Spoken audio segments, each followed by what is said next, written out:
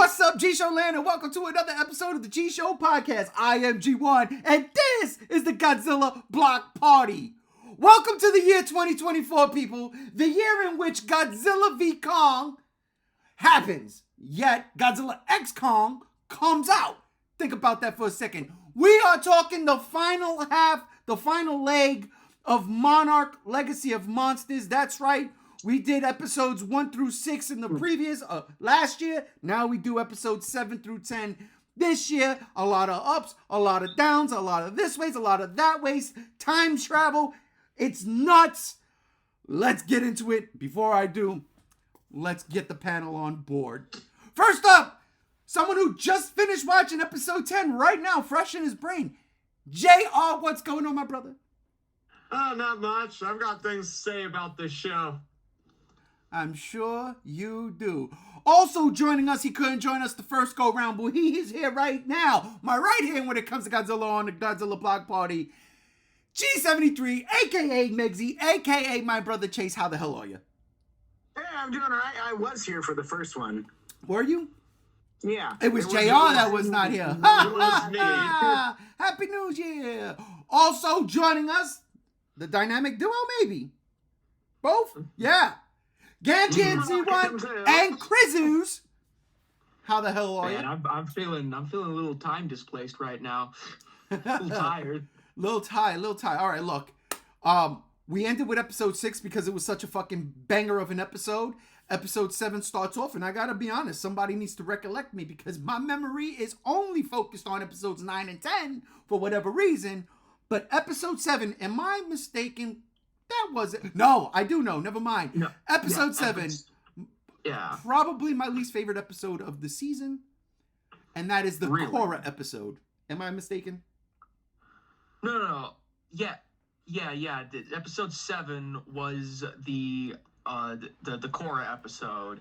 Episode 8 was the episode where they fell, and 9 and 10 were the finales. Right. Yeah. So episode 7, we basically. Before this. Episode 7 basically was the whole story behind May, aka Korra, her backstory, and how it ties into a certain 2023 movie. Not movie, but you know what I'm saying. How it ties into a movie that came out in 2021 but takes place in 2024. Thanks, Games. I'm gonna start off, like I said, I wasn't fond of it. After the banger that was episode 6, I was sitting there scratching my head. At the end of the episode, I was like, I personally did not care for that episode. I didn't care about her backstory. She's a hacker who had some problems, and now she's trying to, get out of the situation. Fine, no doubt. It was strictly for them to name drop Apex. And personally, I could care less. But my biggest takeaway, I think, for this show in general is I like when they go back and forth. When they show young Shaw and then old Shaw. I really do like that dynamic. I love seeing the origins of Monarch. And episode 7, if I'm not mistaken, had none of the flashback stuff. So I was No, bummed. it didn't, but even though... It did have flashbacks. It just wasn't related to Lee. Yeah, it wasn't related to Lee. It was flashbacks for Korra. Yeah, but that's what I'm saying. I'm not... But I want to see the origins of Monarch, not the origins of May. No, we're seeing the origins of Apex in this episode. No, we got name drop Apex. Yeah, no, that We company did, became Apex. I know. Working. But it didn't tickle my fancy much, honestly. Her I backstory like the is meaningless. exposition of her going into hiding. That was cool, yeah. But I mean, at the same time, so she was what? It reminded me, what she did kind of reminded me of, and I kid you not, the beginning of 28 Days Later. Yes. That's what it reminded A me little of. bit. I could see the inspiration. Yeah. I just wish there was an apocalyptic zombie outbreak if that was the case. But I digress. Like I said, it's not about... We know Apex isn't. We ain't there. You might be right. That could actually happen. I really like the origin of Monarch's tale. And the show's called Monarch Legacy of Monsters. That episode didn't have it. It was my least favorite episode of the season. That being said, I'm going to stick it over to you, Cruz, because I know you got a lot to say. You keep popping it. Go ahead. What do you got to say? Let's hear it. Well, I'm thinking that the season 7 episode wasn't necessarily the strongest. I do agree with you on that notion. I do like when they sprinkle in the exposition. I don't think it required a full episode, but it definitely was needed. It could have been a little more drawn out, like giving little flashes of things here and there through other people's memories, even like what they did with Kintaro meeting her and taking a picture of her. Yeah. That was something they kept coming back to pretty often. So why not make it so it wasn't so cohesively like leading up to that moment and more into, well, this is what we know, and then all of a sudden we get Korra's perspective filling in those gaps. Yeah, I that's actually a good point. I will say one thing about Korra, and this is May. One of the reasons why I kind of not I liked it in the beginning, but towards the end of the show, I just kind of not vibed with her no more. In her flashback sequences as Korra getting that job, the way she got it, like she was ready for it. And I understand that she wasn't feeling what they were doing. That's cool. I get that. But for her to then just turn into straight bitch mode for the rest of, like, up until she meets who she meets and goes on this journey that we've taken with her, I was kind of like, I don't know. I mean, like, the flip-flopping back and forth shit, I don't know, it drove me crazy. But anyway, Chase, what was your take on episode 7? I absolutely watched it, but tuned the whole thing out. I don't like I don't like May. I didn't like her as a character. I thought she was kind of a filler character.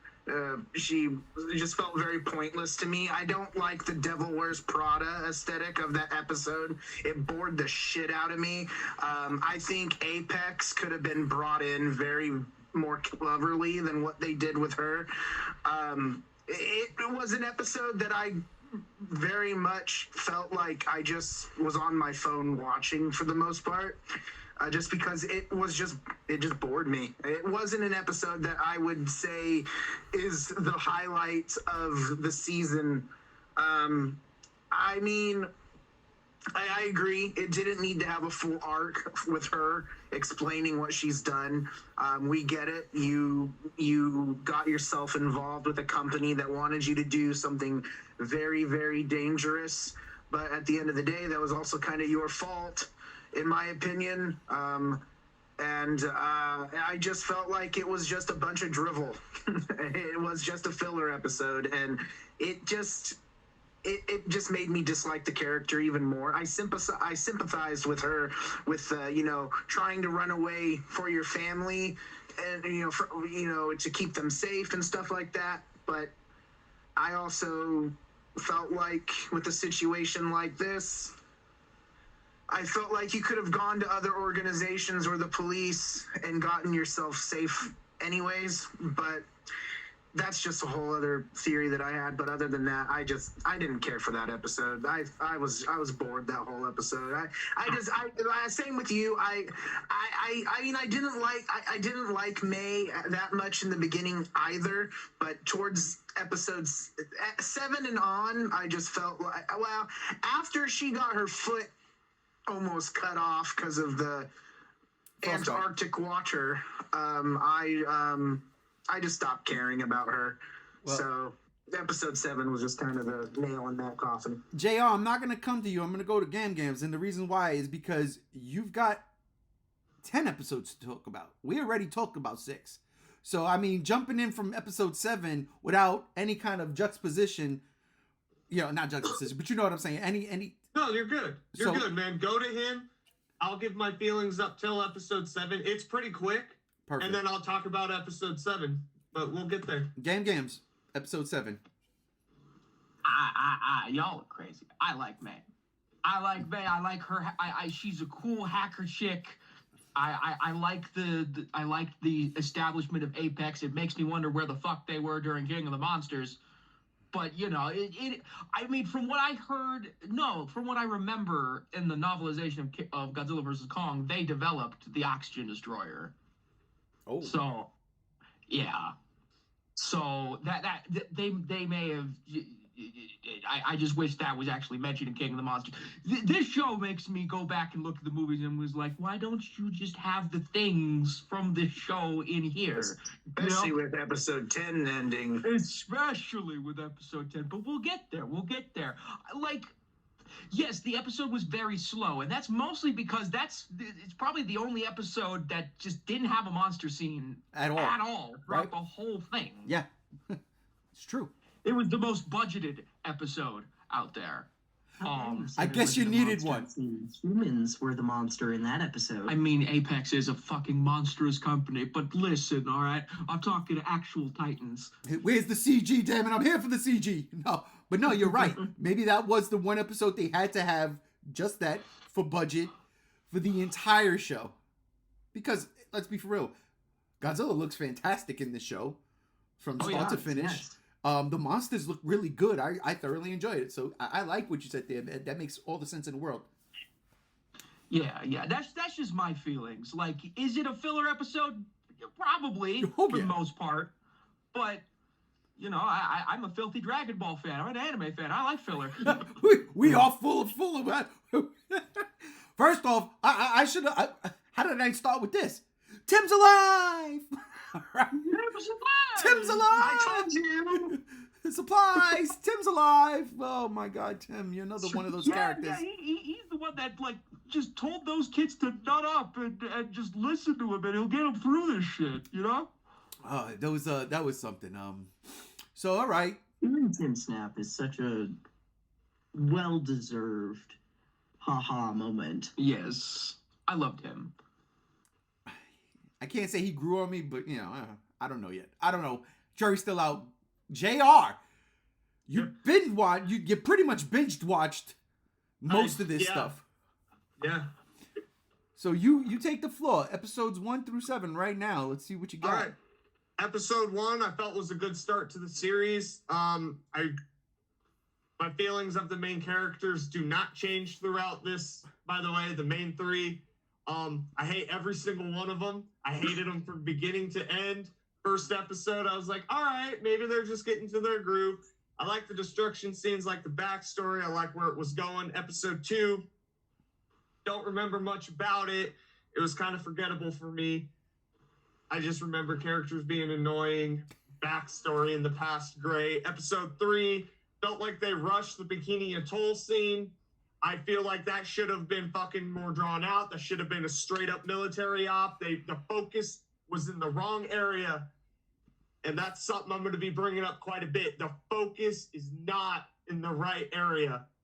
It was felt rushed.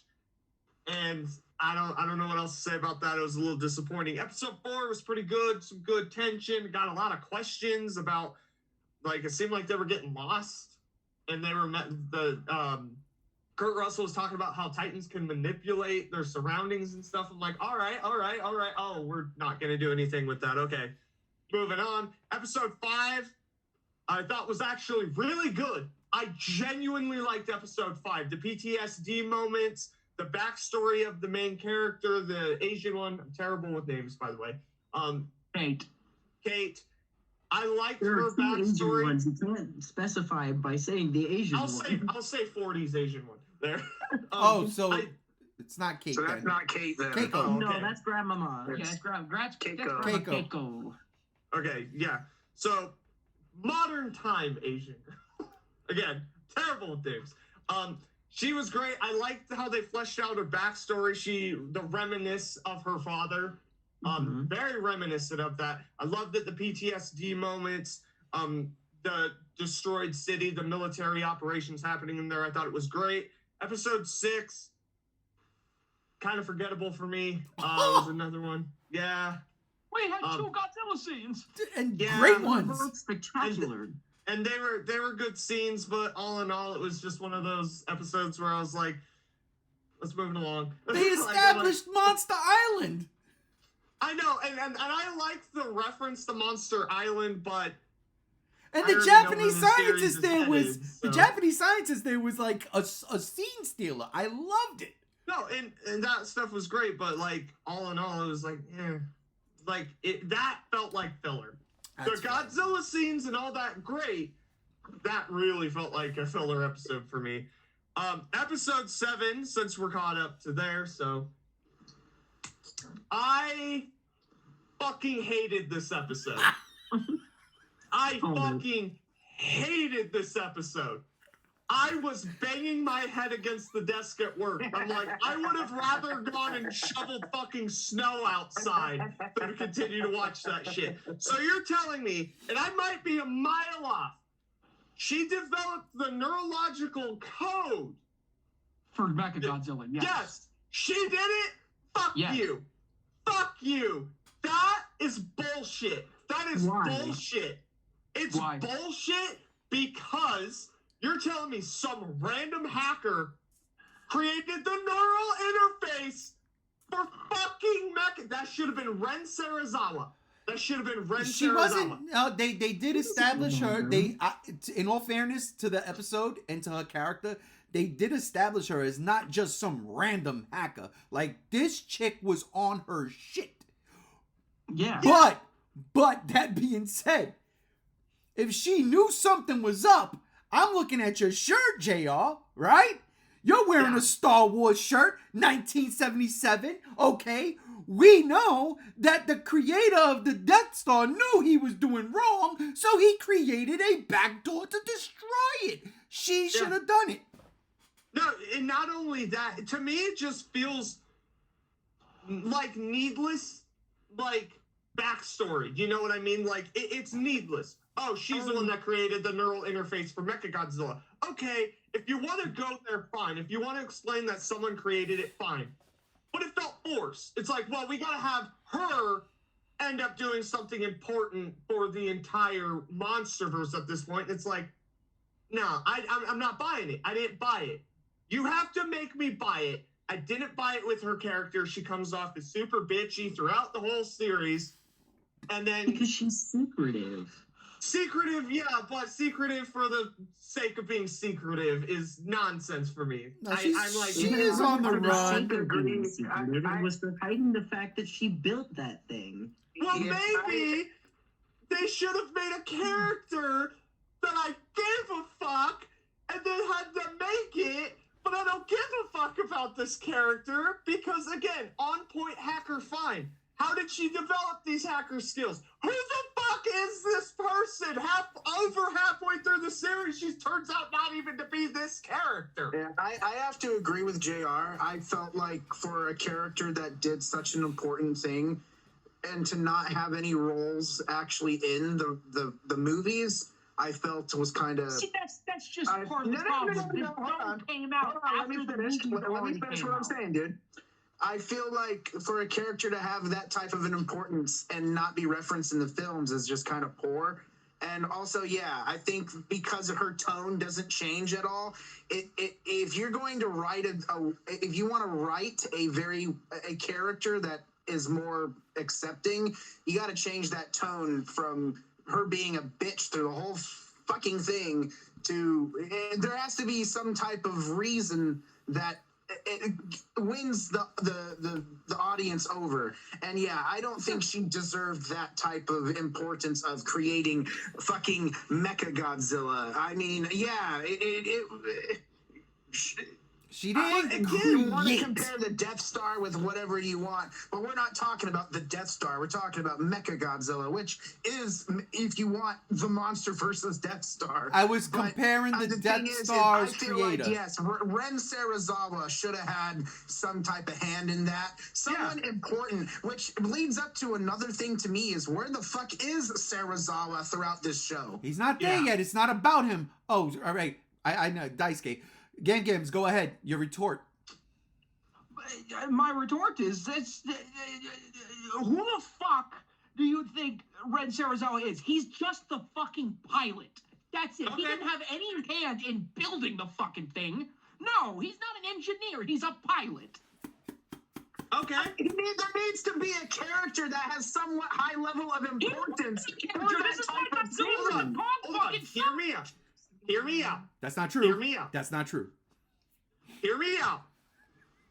This character, okay, Happy New Year. Was a hacker because the writers needed her to be a hacker. In what fucking part was she ever fleshed out in her past, this legacy of monsters where everyone gets this extravagant fucking backstory? Was she hacking into the US government and changing code, or other countries, developing her own software, fucking anything? Show me her doing this. Don't just sit here and fucking tell me she's hacker. Okay, listen, I got that. Like you said, and this is again one of the things I loved about this show. I like the original 3 Monarch creators, right? That's where I really had a good time with this show. Yeah. I did not hate the modern characters. I did not. May was May. Like I said, there's questions. Episode 7 was the only thing I didn't really like about it. But in defense to that and what they were doing, each one of those 3 characters had their flesh out moments. For whatever reason, May just had an episode given to her. So, like, you look at Kate, very beginning, the first episode, I mean, you find out by the end what happens, why she is the way she is. She lost the children. In Godzilla's attack in San Francisco. Then you look at, oh my God, her brother's name. Whoa. Kentaro, thank you. Then you look at Kentaro's backstory. That was probably the weakest of them all. He's an artist. He's doing this facial recognition thingy-babob. He meets May in fucking Japan. He doesn't want to go to his own thing. Like that, and I gotta be honest, I was actually on board. I was vibing with that episode. He wanted Dad's approval and never could get it. Right. I was vibing with that episode. May got the most fleshed out of all. Like, legit, they gave... Not that... You don't really need to see War Games, bro. You don't need to see her being Matthew Broderick. You know what I'm saying? Hacking into the government's computers. We just see something. It's called that meeting in the bar with that lady who was hiring her in the first Very place. much so. And that was what probably... I was gonna say. Yeah, that's a great point. It is imperative that she got an episode to herself. And I don't mean like it had to be a single episode, but I'm meaning that the exposition for her character was 100% necessary to explain why she's such a bitch. Because after episode 7, she is no longer really a bitch anyway. She's really doing it to protect her friends. And this hate towards May is kind of odd, in my opinion, because there isn't really a good reason to, other than the fact that she's bitchy. No, I'm sorry, everybody in this show is a whiny little bitch with daddy issues. No, she's not just bitchy. Not that. She's the forced, she created Mechagodzilla shit. Again, the coffee scene, fine. I'm going to harp on this. That is an important part of this series. She essentially creates the neural interface for fucking Mechagodzilla. She created the code. code. Realizes in that same episode what she did was wrong. She just doesn't feel like a character.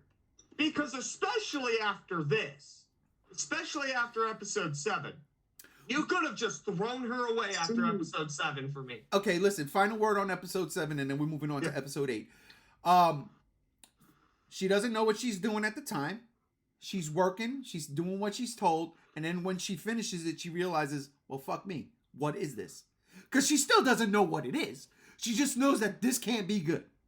That's the gist of it. Am I lying? Right. Yeah, like to her perspective, it's just like mind controlling animals or some shit for twisted fucking circus experiments for all she knows. She doesn't know about the fucking giant mecha that they're planning to beat up Godzilla with. She didn't plan for that to be used for that. Episode 8. See, hold on. Just one thing I wanted to say is yes, you may have an issue with how people feel about May going forward, but the problem is the way a character is written is how a character is written, and people will perceive that how they feel. You can't force people to like it, and regardless, people don't like it.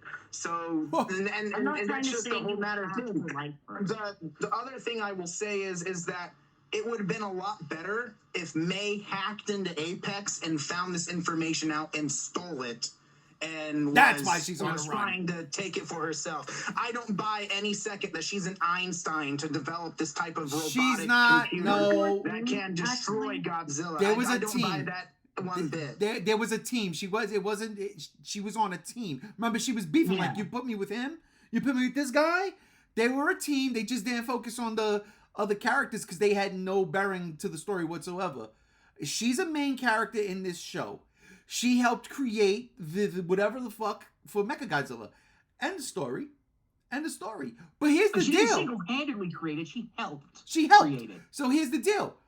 Before this show, that's a faceless name. We don't know. So now that we know, we're going to get mad. Now, I'm not mad that she did that. I'm just mad the episode to me was boring. Episode Yeah, 8. That's fine. Episode 8. One more thing though, can we stop Episode calling her 8. a hacker? She's a coder. Oh, very good. Very good. But she did hack a couple of things, though. She is a hacker. She hacks. Coders hack, but that does not make her a hacker. That makes her a coder. We like the term hacker because hacker is what we've grown up with. Anyhow, episode 8, Gam Gams. What the hell was that one about again? Episode 8, if I remember correctly, was going back to the 1950s. Yeah. With the what the hell? It was they When did a Shaw reveals his flashback to evil Lee plan. and Shaw to Shaw and Bill doing a recon mission into the underrealm, the other world, and trying to see if they can recover Graham. Right. That Yeah, was... yeah. They felt bad for her falling, so they made a pod. They made a pod backed by the U.S. government in Wichita, Kansas, if I'm not mistaken. There was a tornado in Kansas. I said, Pa Kent, run! No, that's a different subject altogether. But this was great. I like this episode. See, again, we're going back to Monarch. We're doing science fiction-y shit. And not only that, but there's a bunch of homages. I mean, did you see their suits? They're going. They take a pod and go into a vile vortex from GVK. From GVK? Yeah, but I'm not even talking about that. I'm talking about Showa era things. You see those colored suits? 1962? Oh, yeah. Am I bugging? Was that not Astronaut Glenn? I'm just asking. I'm asking for a friend. Come on now, yeah. I'm asking for a friend. That was Glenn too. The orange suits, the white helmet. I mean, come on. If that's not a fucking callback, I don't know what it is. But I clapped. I applauded as a fan of the old school. I was like, I see what you're doing. You're giving me what I'll eat it up. I'm going to eat it up. Although I think in the present timeline with Old Manly with Kurt Russell, I don't think he was in the right trying to close the portals. No, and we'll get to that. Yeah, that's true. But that is what drew the attention to the signals. That is true. Yeah. So, I mean, this was a good episode. This was a really good episode because it explained why Shaw was his age when he should have been 20, 30 years older. Yeah. Right. And we finally get into the whole hollow With earth the time isn't displacement and so everything. hollow. I dug this. I straight up shouted out as soon as that episode ended. I Has called layers. I called Like my an brother. onion. I was like, yeah, they're not in a hollow earth, man. They fell somewhere in the middle. They're hanging out somewhere. That's not that's not where Kong is. The name for it doesn't come later, but I really loved the name for it. I can't remember what it is, but it was the meaning of it was purgatory. Right. It was something Mundus. Yeah. Yeah, Axis And Mundi. it was so Axis good. Mundus. Yes. Yeah. Which was cool because Game actually last week, was it last week? Yes, last week, threw that in the chat.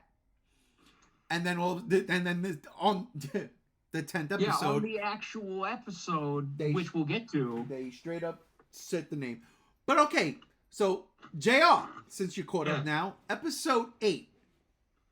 I know you didn't like episode 7. It was pretty good.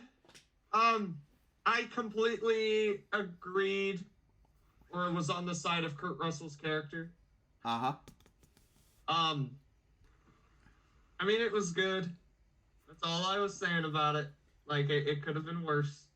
So you really, really are not on the side of the Angels with this show. No. Okay, No. okay. When we get our final thoughts, I'm gonna pick your brain a bit, but okay. Yeah, no, that's fine. And like I said, everyone's free to have their opinion of the show. You like it. I'm not here to tell you not to. But episode 8, you know, I side with Kurt Russell. I get what he's trying to do. Monarch's trying to stop him. Like, okay, so we're taking kind of the plot from King of the Monsters a little bit. We need to stop people who are doing things. That's fine. I'm not complaining. It just sucks because I hate the main 3 characters with the burning passion in my heart. But then we go back in the day and I'm like, this is my Godzilla. We're back in the Showa era. This is why I say Bill Randa is now officially the greatest character in the Monsterverse. Sarazawa be damned. Fair enough. Oh, Yeah. well, that You know, I have want a that on your theory final as to thoughts. Why JR doesn't like the main 3 characters? well, I They gotta give a be lot honest. of Evangelion vibes with their self-pity.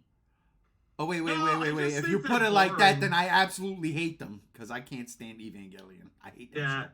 I hate it. No, I genuinely just think they're boring, uninteresting, and that's my thing. Is like, you have Kurt Russell, even his son's killing it. Like the old school cast doing their thing. You got Kurt Russell nailing it. It's like all the side characters were the shit, but those 3 main, I'm like, I just never once felt it. I'm like, the show should have really just focused on, for me, Kurt Russell and his backstory and his experience. He should have been the star of this big boy, man. Because, like, everything with him and Monarch and all the people in Monarch, the way they interact, the past, all of that stuff worked for me. But these 3 main characters, I'm like, I just don't care. I just don't. Nothing in the story makes me care until the final episode. That's fair. That's when I finally started to give a shit. Because shit actually finally seemed to happen with them instead of them just being like, it's almost like they feel like placeholder characters in some regard. Like, I'm supposed to project myself onto this character so I can go along with the journey. It felt like that's a perfect thing. It felt like the plot was a placeholder for them. Because honestly, the whole reason for this was we got to find Dad. We found him, and then he ran away. Yeah, as soon as that happened, I actually visually Wasn't got that mad. episode 8 too that he ran away? Is that still episode 8? No, that That was was episode 6. 6 where he first ran away. Oh, Yeah, right. with It's a Godzilla. pulse thing. Yeah, and then it's episode 9 where we get Kentaro's fucking Yeah. confrontation. The Again, I'm a little confrontation. mixed up because we just binged Sonic Prime, so... Nah, I got you. No, and I did like in episode 8 that they go down. That episode 8, they go down for the first time. They fall. You think characters are dead. And I 1962. genuinely was like, oh, these characters are dead. I was not expecting what happened in episode 9 and 10 I with mean, them. that explains why Bill Randa went off the deep end and turned into crazy old John Goodman in Yeah. Skull Island. Because he With lost 2 of his best friends. Yeah.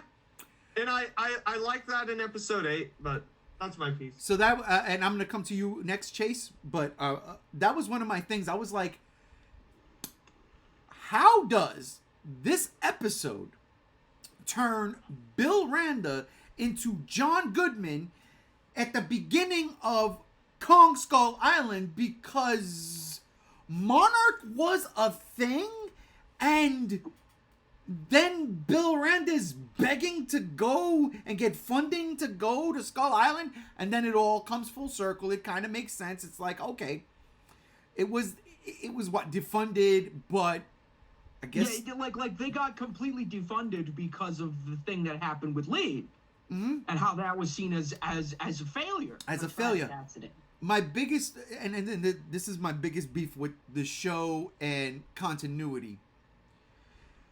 Randa keeps talking about not keeps, but in Kong Skull Island, he's talking about the ship. He's not talking about everything else they did with Monarch.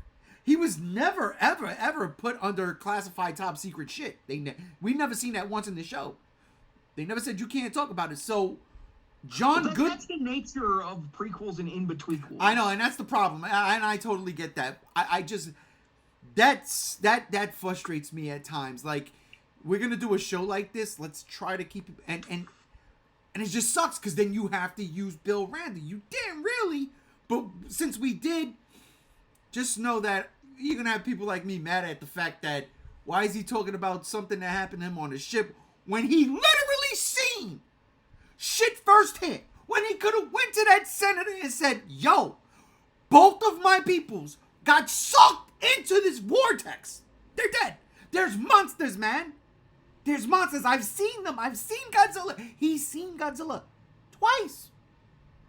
And and Lee told the general guy that they didn't kill him. So the U.S. government knows Godzilla's still alive. I love that part, by the way. But what was that? That was episode 8 when he said it? No, that was episode 6. But anyhow, I digress. No, that was actually episode. Was that episode 7? No, It was episode 6. It was episode 6, yeah, when they were. That's when he goes to Japan and like has to stay behind and plead the fifth with the general. Yes, and that's where everything starts to fall apart for them. But yeah, anyway, But yeah, you can't just go up to anybody and be like, "Yeah, I've seen it with my own eyes," without substantial evidence, because that's hearsay. No, and but you it's, can't prove anything based on it. It's not that. It's not that. And again, it's like Gam said. It's the problem with making a movie before something else, and then the something else kind of contradicts things. My whole point is, he had so much more to tell than I was on a ship and something attacked it. Shut up. Shut up. Okay. Yeah. Chase. I mean, he was only telling the Colonel Packard what he wanted to know. Right. In Skull Island? Yeah, he wasn't going to tell him everything. Because one of the main things about Monarch that they settled between Graham, Bill, and Lee was tell me what I need to know. Gotcha. That's fair. But at the same time, then it becomes a whack-ass plot device, kind of like May's backstory. There was something that attacked my ship. Okay, you can go on this helicopter. No, I need a little bit more substantial shit. Like, talk to me. Even if you ain't got the photos. Talk to me. But that's all I'm saying. But again, it is the unfortunate reality of making something here and then enhancing it there. That's it. Chase, episode 8. As far as the episode went, I enjoyed I too thought of the Astro Monster callback. I thought that was beautiful. But the show to me from 7 to 8 just felt like it was the same tree they're running around. Even though I liked the flashbacks, I still feel like it's maybe not on the flashback, but at least the part with the father. At this point, it's still, what about dad? That topic keeps coming up with the modern side of it, and that to me just kind of gets pushed out of place. I got kind of bored with that now. I felt like at episode 6 they should. I don't know. It's thinking about it, it's not even really something I want to talk about, just because it just bores me. But regardless, the part of episode 8 with everything of that, with Monarch trying to go into the Hollow Earth, I liked that bit a lot. But that it did make me question a lot of, well, now that the military and Monarch know that there is some type of universe underneath the planet, why are they just letting that go in Kong Skull Island? Why are they calling John Goodman a crackpot, cuckooist, insane man, and if the military knows of Monarch, where he goes to get permission from is from, the senator and the military and all this, it's like, why would, I guess you could be like, well, the military's just covering it all up and just hoping for the best. But I think that's also very lame and a stupid thing to write. Not really, because here's real quick, and I'm going to contradict myself in what I just said before I went to you. It kind of does make sense what you just said. Why would Monarch keep it and not say anything? There's still a Cold War going on. Mm-hmm. I don't want the Russians to know it. Shit. And they could attack it and destabilize the entire Earth. Exactly. So that would make legitimate sense. Without it being told in the story, because the storytellers are assuming that the people watching it knows about that. But then But it would be that's- badass watching Godzilla fight the Russians.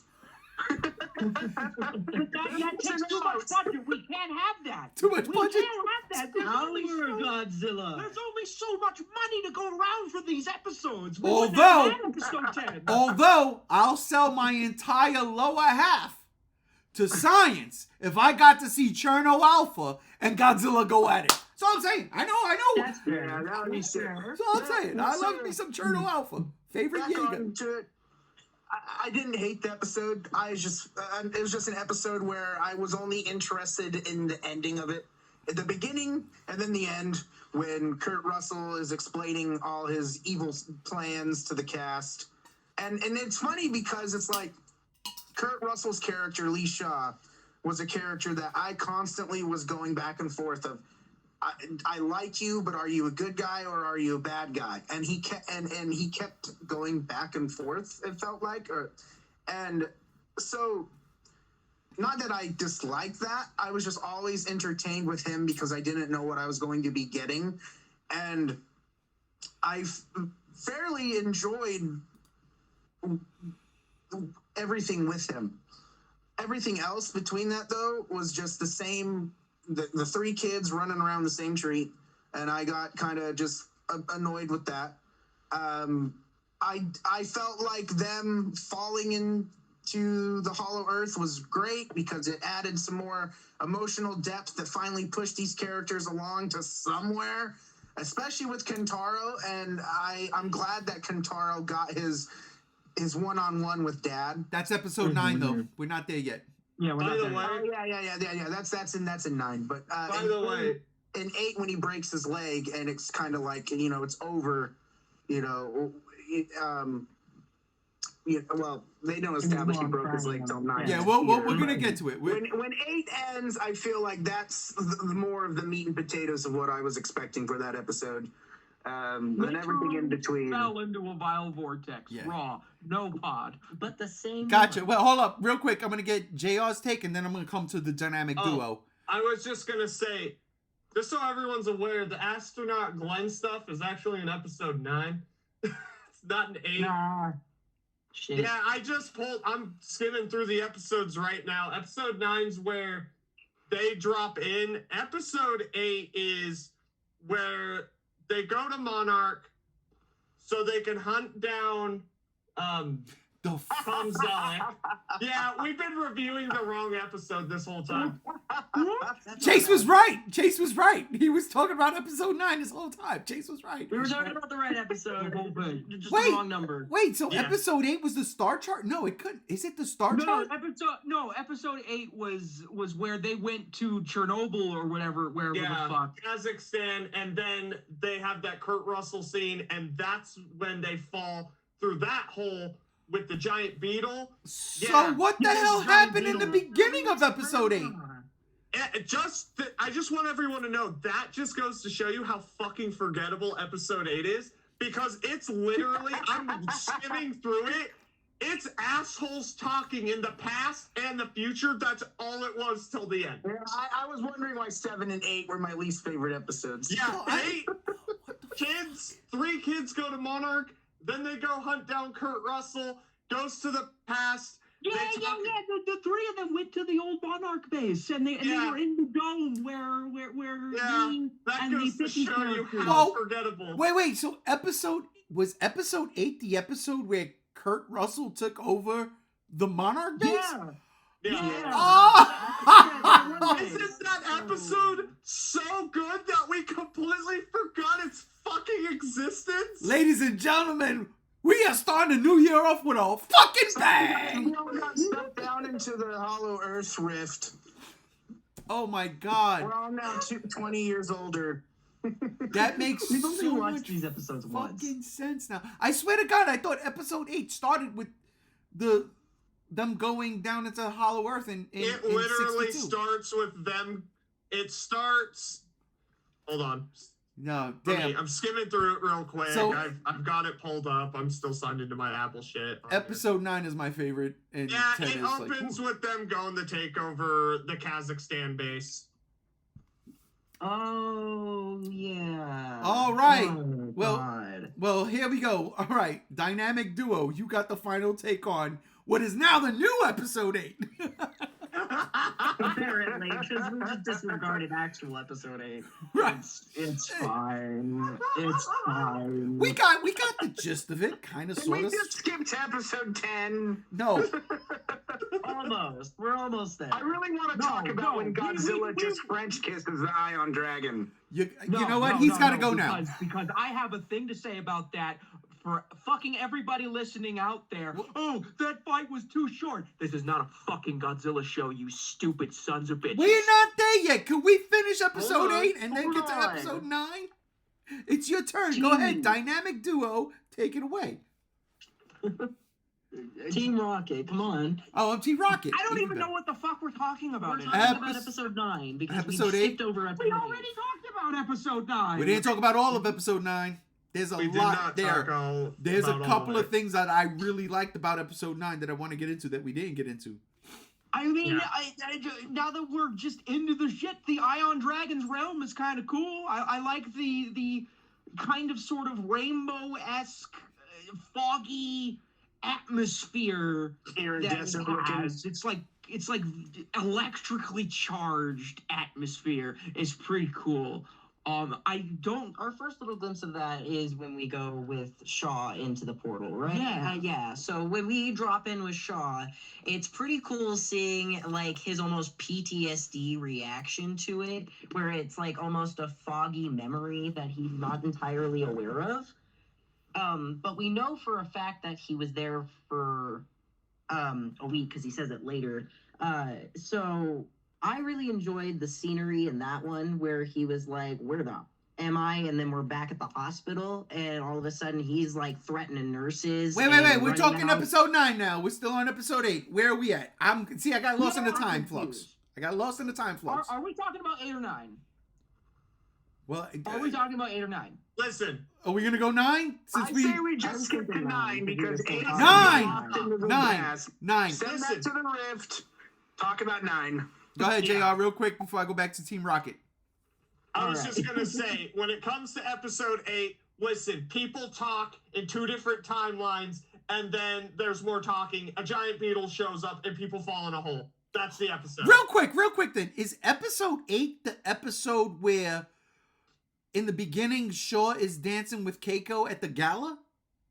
Let me go back to it real quick. Because that I really No, enjoyed. that's episode 6, that's right? episode I thought 6. that was That's 6. 6. All right, never That mind. was It is 6. Cock blocked. Yeah, they got cock. Yeah, that was 6. All right. No, episode 8's the one where Randa and her start to fall in love.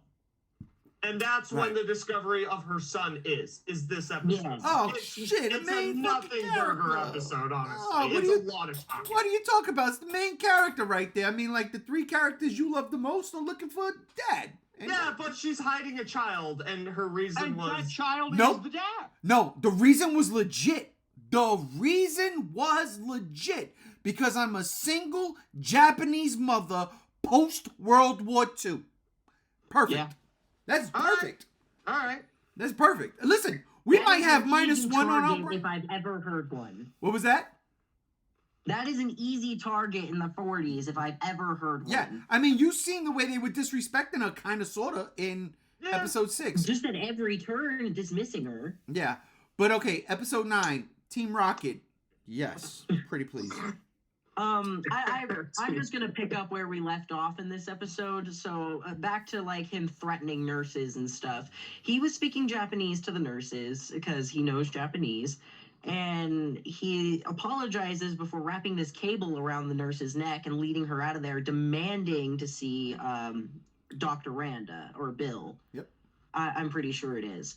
And he sees the rocket taking off on the TV screen for them going to the moon. And he's like, where the hell am I? And then all of a sudden we get the reveal of Hiro. Is that his name? I'm pretty sure that's his name.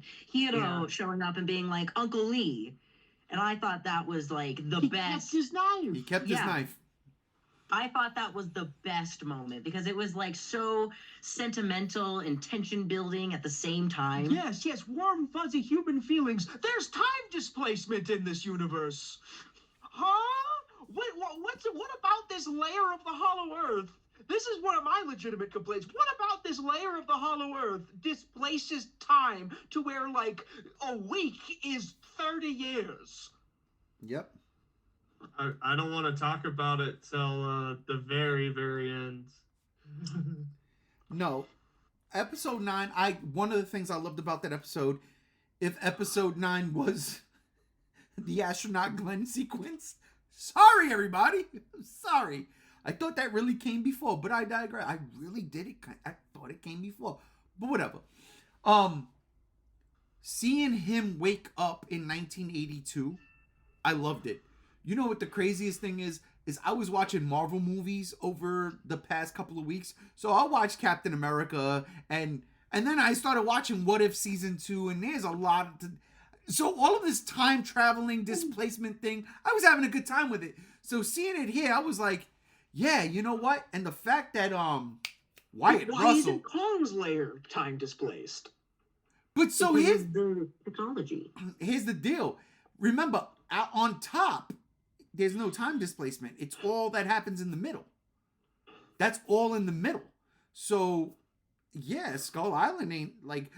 Ranga says No, I'm not it's... talking about Skull Island. I'm talking about the layer that Kong and them go to in Godzilla versus Kong. They're in Why the Hollow doesn't Earth. that have time displacement? They're in the Hollow Earth. They're in the core. They're in the Earth's core. So They're the in the core center. doesn't have displacement. Definitely not.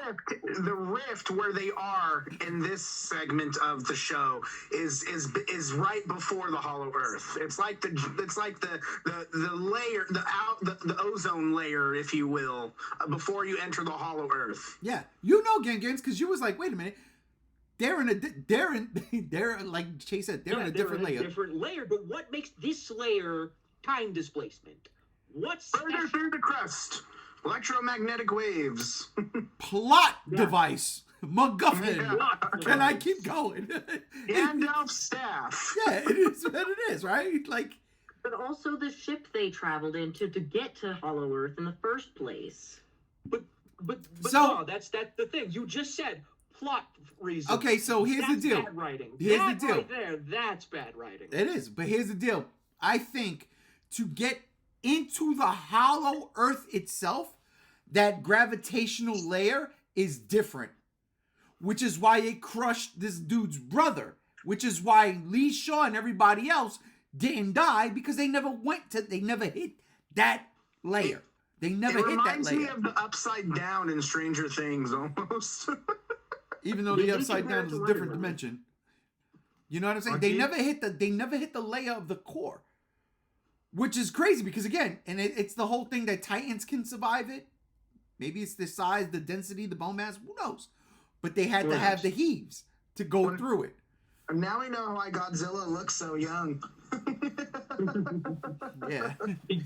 He just chills out in this layer of the Hollow Earth for about a year, and it's like That's a 1,000 sauna. years later. But it makes sense to figure if that's the case that then these Titans are pretty much immortal. It makes a lot of sense in that regard, you know? And I like that aspect of it. I really, really do. But yeah, no, I really loved Lee Shaw waking up in 1982. I loved like Where Am I? I love that just the aesthetic, and I think that's what was really getting me, the aesthetic. It was like this big domed, you know, hospital bed that just had a hospital bed and the monitoring system and then nothing else. And it was dark and I'm like, "Oh shit." And then him freaking out, like you said, seeing the shuttle going into space. And then when he, you know, young Randa comes and he's like, Uncle Lee, and pulls the knife out. Wyatt Russell's reaction was priceless, man. I was like, that one punched me in the gut. I was like, ooh, because he just was like, what? And then the way he kind of just slides down sideways on the wall, man, I loved it. To me, natural reaction. It was those things. It was the human element, the human moments that was really doing it for me in that episode. Then we go back to now, because they fell through the fucking thing. I mean, once I saw May fall through the Hollow Earth in episode 8, I was like, wait a minute, she's dead. And then everybody else fell through. I was like, wait a minute, what the fuck? So that's why I was like, okay, definitely they're not in the Hollow Earth. They're in a layer. They're somewhere. There's something else. I So like they that. don't need those pods to go through. They can just walk through those rifts. They just follow. It's But fine. I don't think. But here's the deal. Well, it's not really explained. But I don't mean that think, seriously. No, I know, but I don't think those rifts actually lead to the Hollow Earth, because when we look at Godzilla versus Well, Kong, there's different rifts that lead to different layers. Right. And then it's just the Antarctica one and the Skull Island one that can lead. But then again, they came out through the Skull Island one. We'll get to that. I mean, they ended up in Hong Kong. Well, Godzilla to be literally blew a hole through the middle of the fucking Earth. Godzilla Listen. made his own rift. Godzilla was pissed, all right? He had shit to do that day. He was like, He's like, I need you fucking with me. I got a fucking monkey touching shit. I'm pissed. I'm having a bad day. Rodan doesn't sound like Rodan. Where's my friend? Sorry. These people are trying to make my animatronic self and myself. Oh my I'm not even God. gonna overcharge people at my concerts. All right. JR, episode 9, since you corrected me and us. Yeah. Sorry, I was just, because I have to, like, again, I have it all pulled up, so I'm skimming through each episode. Episode 9, I really liked it. Probably, yeah, it's probably like my second favorite episode, to be honest with you. I really dug it. You see Randa's fall from grace, his descent into the madness, because everyone he loves is gone. And then you have Kurt Russell waking up. I know it's a son, but Kurt Russell. He wakes up and everyone he knows is gone except the little boy. And it did break my heart when the kid gave him back the knife. I'm like, oh, you motherfucker. Why you gotta be a dick? Why you gotta be an asshole? It's like, you can't just love. You can't just feel the love. Your uncle's back. You can't just love him. No, it's ridiculous. Anyways. But I do get it, because he mentioned he buried 3 empty boxes. He attended those funerals. That Those was people are great. dead to him. and now one of them's back. All of a sudden. And it's Yeah, not the Brenda. one he wanted. Well, I can't say it's not the one he wanted, but it's not his mom, and it's not his surrogate father. Yeah. But also how they did Kurt Russell kind of dirty. They just threw him in a retirement home for... That actually pissed me off. I'm like, oh, No, but like he just sat there? It reminded me of The Dark Knight Returns with the Joker just wasting away in the mental hospital until he sees Batman returning, Godzilla returning, and then everything's back on. Holy shit, that's what it was. That's what it was. I'm sorry to jump in. That's what it was. I was trying to put my finger on it. I was like, what does this remind me of? The fucking Dark Knight Returns, when the Joker says, Batman, darling. Yes. Did you also kind of explain why they put him in that home? Because in case he has any diseases they couldn't control, they didn't want to spread that out and stuff, which I get, but And he it didn't have still any felt other like that was more of like kind of also a cover up as well. Just looked that way because Monarch was still watching him. It's the And, government. I mean, what like they do. at least it could have been nicer. Like they could have gave him some prime rib whenever he wanted. I mean, shit, or like at least like a hot tub. But no, I mean, it's if just they really wanted to have him take his pills, they could have put the pills in the prime rib. He wouldn't have never known. Never know. I am going to fucking 100% say, though, he sat there for 33 years. Anyways, Monarch sucks. They're a bunch of fucking assholes in this show, and I was not expecting that angle. And by the time Kate and everybody came to get him, he had a fucking ankle bracelet on. So Yeah. who's to say he didn't try to escape as soon as Godzilla was there? Exactly. Good True. point. So, real quick, I like what you just said, JR. Monarch does suck, especially in the show, because you see, again, the origin of Monarch and where it goes. G-Day, Yeah, for instance. the corruption of Monarch. The corruption is of so Monarch? pure with the 3 characters. It's a total juxtaposition from what we see with Serizawa's Monarch. Yeah. Then it's the And that's underground what I'm Monarch. wondering. Where is that Monarch? You know So what, I- though? That Monarch is the face. Because you Yeah. have the G.I. Joes and then you have fucking the Expendables in the worst way. Yeah, but that's the whole thing. It's like, so Serizawa is the ambassador of Monarch, and then you have the Black Ops. Is what we're seeing now in this show. We're seeing the Black Ops. Yeah. I mean, Serizawa is busy doing his thing, and he has the co-director, that one gal, to do the things that he's too busy to do. So, Serizawa's chasing Godzilla. That's what he's doing. And apparently has no fucking idea where he ever is, because in this show he's popping up everywhere except next to this asshole. Hiroshi finds him before Serizawa does. Exactly my point. No. Well, I don't know. He does only show up when he's baited. He does only show right. Well, Serizawa's there. He sees Godzilla going under the ship in Hawaii. He's there. Yeah, That was like at this point of the show a year ago. Yeah. No, it wasn't. No. In 2014, and this show is after G-Day. Yeah, it's after he saw Godzilla go underneath the ship. Oh, okay. We're talking about Serizawa can't keep track of Godzilla. Okay, gotcha. And also, remember, in King of the Monsters, they say that Monarch has lost track of Godzilla in King of the Monsters in the news beginning. So that whole thing... Hiroshi's found him in the Death Search. That whole thing about Godzilla not being seen for 5 years is a load of bullshit in King of the Monsters now. I mean, but for crying out loud, they built that fucking oil rig, that Monarch 1 or whatever the fuck they call it. They knew where Godzilla was. They see him all the time. They say it in the movie. Oh, yeah, it's just a display. That's a whole other thing, obviously leading into episode 10, but... So Godzilla has his lair. What the fuck's he even doing down there? He could just go into Artist Dudas, the other realm, and just stick it there. It's because of one thing. Food. Godzilla's a seasoned veteran. They have the beacon, the thing that makes the fake gamma rays, and Godzilla's like, food? Yeah. He's also a seasoned veteran. The dirt feels better to him than his bed. His bed's too soft. I guess, man.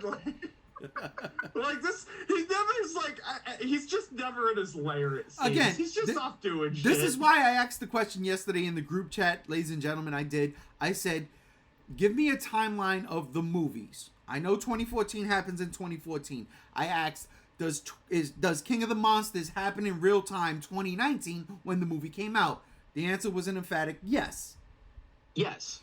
Godzilla because versus... it takes place 5 years after 2014. Godzilla versus said Kong. That in the movie. Right. Godzilla versus Kong. Godzilla versus Kong says it takes place 10 years after Godzilla's first emergence in 2014. So perfect. 2024. So this show takes place literally between 2014 and King of the Monsters. We knew that going in. So it's like, yes, maybe Serizawa wasn't paying much attention. Maybe he didn't know who Hiroshi was, which I find hard to believe. But Hiroshi's not working for Monarch. He's rogue. He's rogue. So he's been rogue since the beginning of the show. Well, no, I was meaning like he doesn't work for them anymore since the beginning of the show. He worked for right, them. absolutely, He doesn't anymore. Absolutely, 100%. 1982, Hiroshi was Monarch. Yes, you know, like that was his family's birthright. He had to go into that business, which I really like. They're Randas, right? And there's a fucking see, and then it's things like that that makes me really, really like this show. It really does. I do. I ain't JR. I'm RJ. No, I love this show. Beginning yet. Okay, did everybody speak their piece? Episode 9. It was good. Yeah. Yeah. Time to go into the finale. We got to do it. We got to do it because somebody else has got to leave soon too. That's my brother Chase. So Chase, I'm gonna start with you. Episode 10. Wait a minute before you go any further. Hold up. I wanted to talk Hold about up. Wait. The ending of episode 9 was a cliffhanger, so we got to talk about that real quick. Now, I mean, yeah, we got to talk about Pumbaa. Seeing the giant war boar was cool. The little Pumbaa. The bramble boar. So, all right. I thought that thing was cool, but yeah, the cliffhanger of you know who. All right, so I gotta ask. Did y'all see that coming? No. I did. Yeah, I called kind of it. did too. Yeah. I thought that was the I case called it. The right minute when I she saw her fell. fall in, I was like, that's an Yeah. entry point. Well, Yeah. the reason why I didn't call it, even though they brought up the time displacement in the same episode, I thought that was so stupid they couldn't possibly have done that. And then they did it, and I'm like, all right, whatever. The biggest out for me. The biggest problem I had was there were hundreds of those things, okay? And then they didn't only need one her. comes out, man. And you would think that they would have eaten her. Yeah, they didn't Yeah. need her. That was the only thing. But at the same time, I'm like, it's way too early in this season to kill her off. That she's a MacGuffin. And I was happy that at the end of episode 9, the MacGuffin popped out. A McMuffin. She was a I have McMuffin. a theory on how she survived, though. She grabbed Rodan's wings. No. So when she fell in, she was at the very top of that bug pile. Yeah. If they all fell in with her, Yeah. she'd have a cushion. Yeah, they cushioned her fall. That's what I was literally trying to say. Can I fucking Wait, finish? but even all right, I get you on that. But even still, when May, Shaw, and Kate fell in, they didn't have a cushion. They just fell. No. So I mean, she could have survived any which way. The way I looked at it was the time distortion thing just throws them around in a fucking vortex and then doesn't drop them. Well, kind of drops them, but not as more likely places them. Here you go. But they were knocked out when they fell. They hit their heads. You can tell because they're all disoriented. They don't understand where they are. They're loopy. Their vision's blurry. You can tell they have some sort of concussion. And With I'm sure her, she did too. she wouldn't have survived if that were the case. So the cushion could have given her enough time to get away. Okay, so first of all, you're wrong because that's Yeah. just the effect of the realm. They explained that in the episode. Yeah. That that's the effect of the realm. It disorients you. The push. Secondly. The cushion. Secondly, that if she was cushioned by the fall, that's a cop out. Yeah, no, because the other 3 survived. That's my only thing. I just wonder how she survived without a Titan coming up because those eggs hatched. Not a big thing came through. And that's what they explained is how these rifts open up or is when Titans come through. So how No, did but that didn't they happen? find that as a rift already? They in the No, that was the the rift split open as the eggs were hatching. Yeah. yeah that was like what the second episode. Jesus. Mhm. Yeah, it was the second Yeah, episode. no, I which remember we that barely because I talked was about. watching it and I was confused. I was like, did she fall to her death because bugs? And then I completely forgot about that. Well, Keiko's alive, episode 10. Here we go. Chase. Chase, do it. Touch me. Wait, what? Episode 10. Are we on episode 10 now? Yeah, we are. Okay. You got a half hour to go, so episode 10. We got some time. We got time. Keiko being alive was expected 100%. I did not think she died at all. I was just waiting for her to show up, whether it would be like I felt like if she wasn't going to show up anytime sooner, it would be the last thing we saw before the season ended. Good call. Now obviously that's Lee Shaw. We'll see him in season 2 sometime. I was glad she came back. It's also one of those things though with me. It's also like they're playing on these emotional tropes a lot because now Hiroshi has his mom back, which is a beautiful thing because he was young when he lost her. Regardless of that, I thought I liked her. She was probably one of my favorite characters, and so seeing her shoot a boar in the face with an arrow was really cool. Mhm. It's insane that she's like, I've been down here 57 days, and it's been like almost feels almost like what 50 20 years. some odd years. No, 30, 50 years. 50 No, years. 50 years. Yeah, that's insane that time moves that slow there. But I just got to get into it because the best thing for me is just Godzilla. when Godzilla walks through that portal. Oh. And he's just like, hey, I'm the badass gunslinger coming to town, and just fucking throws the Ion Dragon like he's a softball, and then just rips him like in half. That shot of Godzilla is the best shot in that show. Oh my God, Godzilla was just the coolest thing in that part. I mean, yeah, it's short, but I honestly got emotional when like you knew what's coming with Lee Shaw having to sacrifice himself to get the pod back online, and then at the whole time I was like, all right, Godzilla, come on, save him, and then Godzilla pops up, and it's just like you could just feel like, oh yeah, the heroes come to save the day, but it still doesn't work out that way.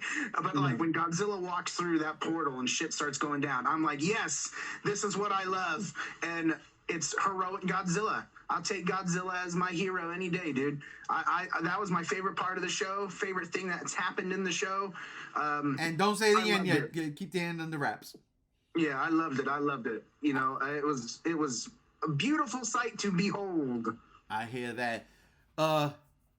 Team Rocket? Yeah, sure. I'm going to talk about everything that's not that, because that's not what this show is about. What? I'm not good, guys. Back to the characters.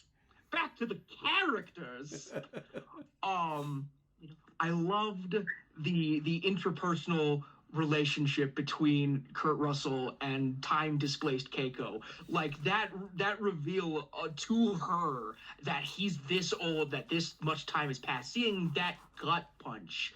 Meeting her own granddaughter. Oh, so good. I'm not even getting that reveal until, like, after he has said, I am Lee, this is me, I know it's confusing, I know it's hard, but I'm here for you. And then her being like, I'm your granddaughter. That's the extra salt in that wound. Yeah. And she's full-grown granddaughter. And she's just like, 2015, that just sounds futuristic. Like, it doesn't sound real. Mm. And but you see Godzilla go through that portal? Oh my God. Yeah, I don't care. This is not a Godzilla show. But it's called Monarch, and Godzilla's in Monarch, and Monarch's in Godzilla's world, so yeah, Godzilla's it's a Godzilla not show. in Monarch. He's the reason Monarch was founded. That's kind of fucking true. It's not a But it's Godzilla still show. Godzilla. Godzilla's name is not in the title of the show. I'm talking about the characters. Let's go. What characters? Godzilla's the best one. No, this is, No, he's not. in all actuality, the show is called Monarch, Legacy of Monsters, and what we are seeing at this particular point in time is Monarch reconnecting, and there's something fucking poetic about that. Oh, yeah. Absolutely. Absolutely. I did anybody else wonder during the episode if that if the gamma ray thing, like in real life, the prop was all that heavy or not for the actors themselves, because they looked like they were the pod? scuffling around. Yes. No. Yes. The pod. That thing did look like it was that heavy. Yeah. That's what I said. They weren't selling. That was real. No, the way their knees were buckling as they were carrying it, it was definitely heavy. I loved it, especially when they put it down. I mean, that one scene they put it down, you can see the leaves, just the weight. There's weight behind that. Like the fucking earth moved. They That were is a slipping. They were like, practical "Oh effect. shit!" That is definitely a practical effect. That was good. They carried something, dude. But I really loved the way he described 2015 to her to make her feel more secure Yeah. in going back. Where it was like, it's the same old world. Cars are smaller. People got technology. The world's advancing. We and went it's to all the same. moon. I loved when he said that. We went to the moon because that was a thing The they were first talking thing about he'd before. seen.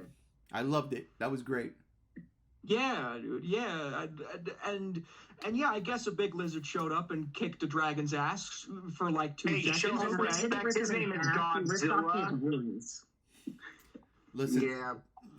that was cool, but It was fucking sick. Yeah, it was pretty cool. I mean, Godzilla's never ripped off a motherfucker's wings before. I loved it. Also ripped out his tail too. He did, yes. you gotta He did do have that. that. You gotta have that classic kill shot in a I mean, the legendary Monsterverse movie. is known for their fatalities. Yes! This is why I can't. We'll get to that at the very end of this podcast. That's why I can't wait for like that fucking movie, GXK. JR! Yeah. You binge watched a bunch of episodes, and literally right before we came on, you just finished episode 10. Like, I mean, you guys were on, and it was like 5 minutes left. I was like, oh, hurry up. No, I liked.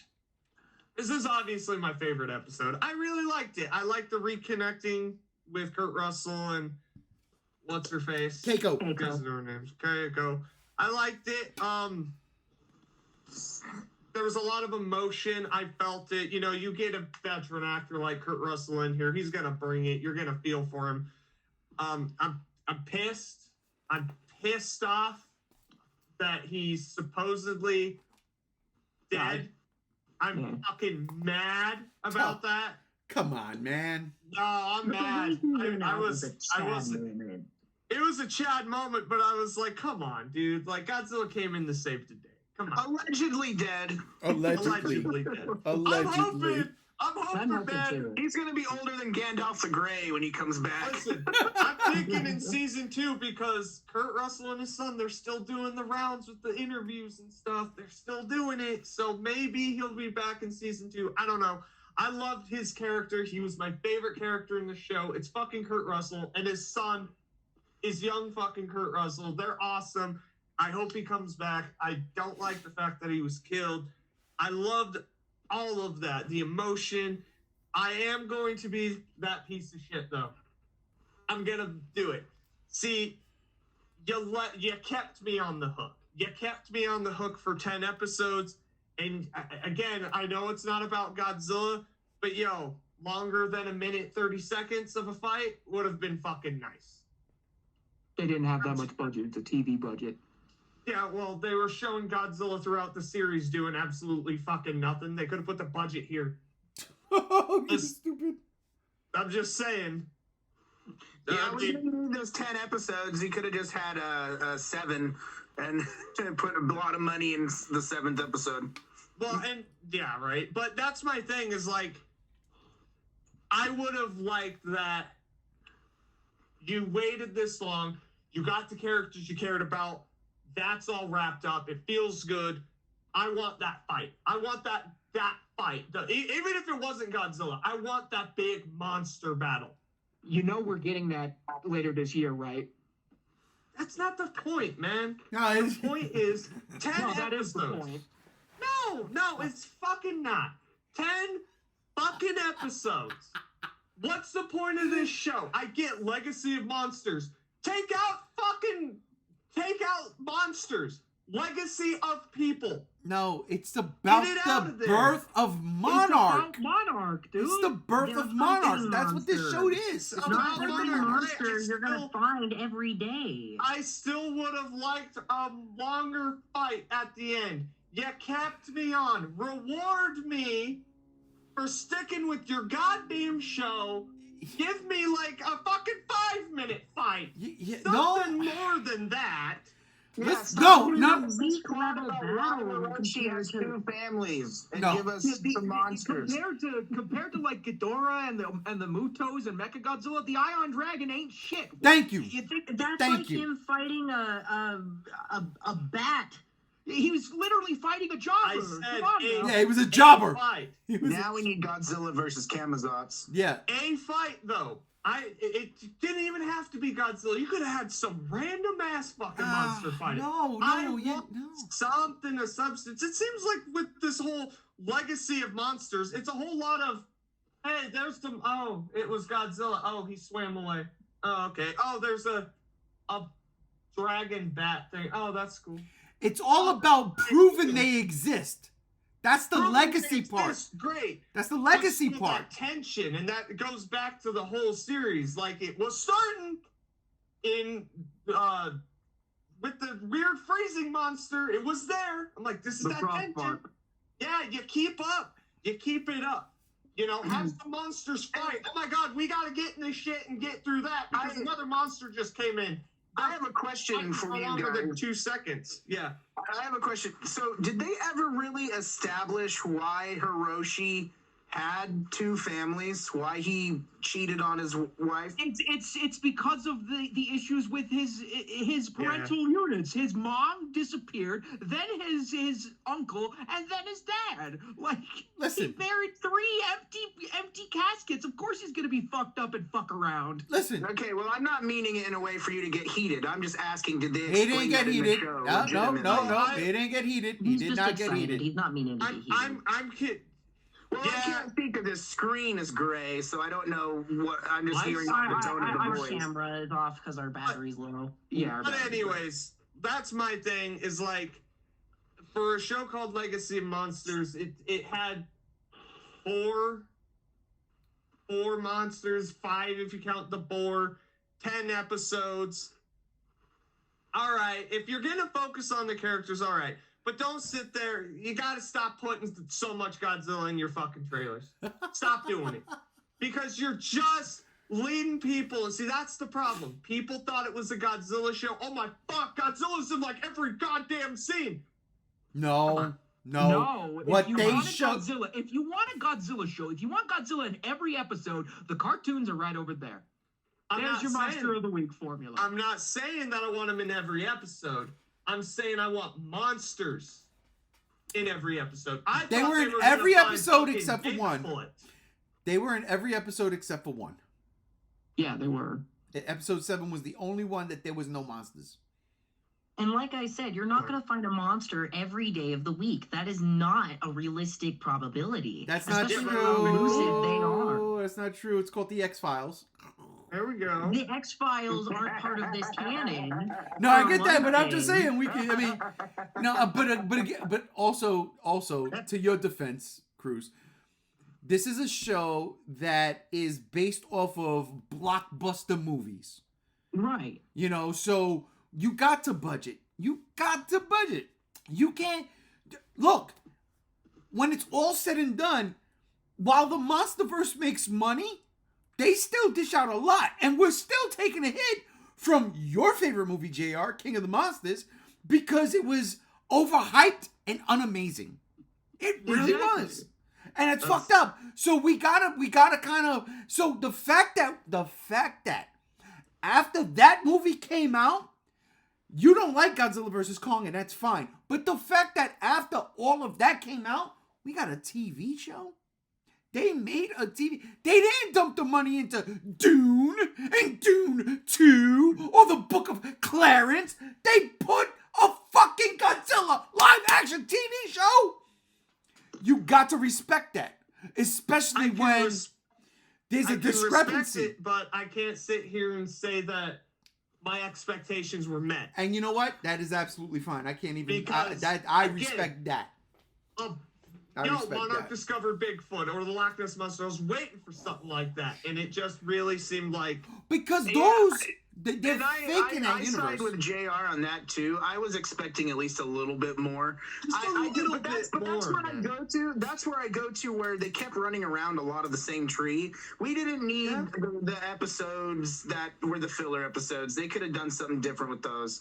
But I mean, for what I realize is if you like the MonsterVerse, if you are a fan of the MonsterVerse and what it's developing, then this show is for you.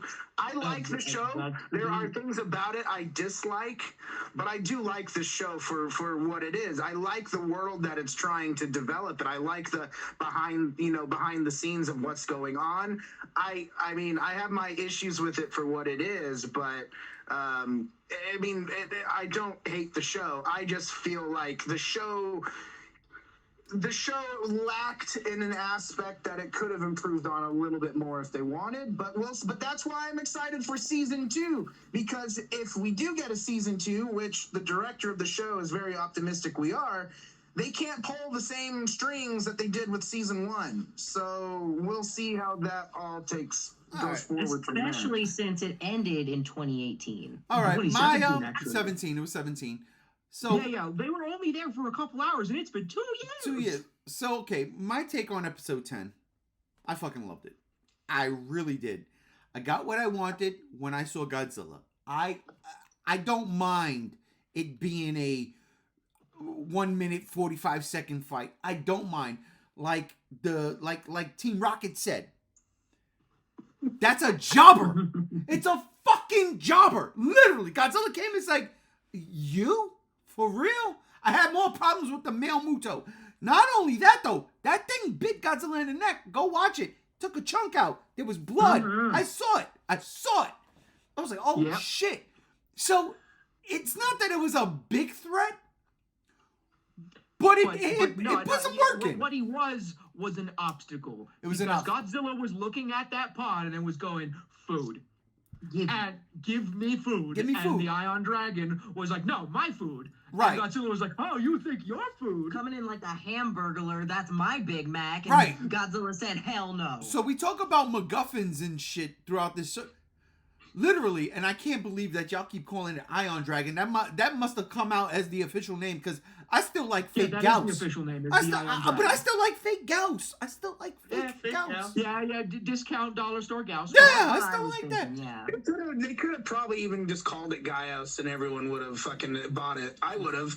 Listen, that would have made some implications, and I would have been mad. I would have been like, all right, if that thing is fucking Gauss, where is Gamera?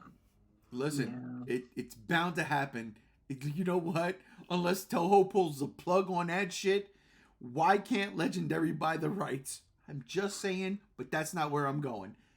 I liked the fight. I really did. Yes, the thing did a little bit of damage to Godzilla. Godzilla looked at it and said, for real? Please. Ripped its wing off, ripped its tail off, threw it to the next fucking generation, bro. He's like...